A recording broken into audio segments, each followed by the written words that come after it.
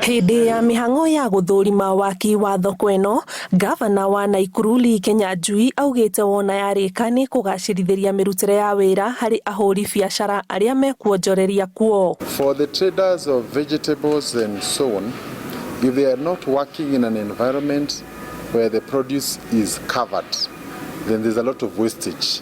The sukuma wiki you had that day, by tomorrow it goes to waste. The tomatoes you had by tomorrow goes to waste.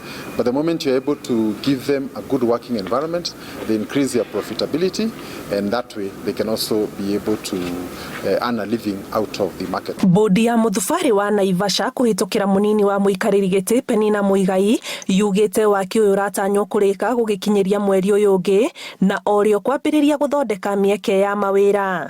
We are also going to work together with a few representatives from the market so that when we are organizing, when we're doing the detailing of the organizing, so they can be able to give us their feedback and what they would like for the market to look like. Atongoria gĩcigo gĩkĩ nĩ magathĩrĩirie ikinya rĩa gũkinyanĩria tabarĩra ĩno kũrĩ mũingĩ wa gĩcigo kĩa Naivasha. Kile nitasema wakati itaisha, bwana gavana, haki ipatikane kwa watu wote.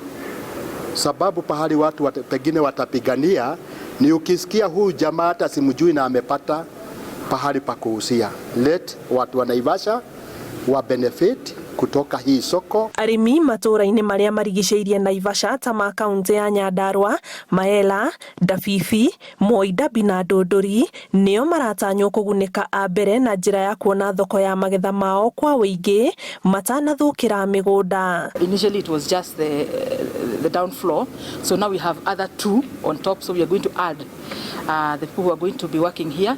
Number two, we are going to have a lot of profit now, because initially ukiuza under the sun, kukinyeshewa, bidhaa zinaharibika.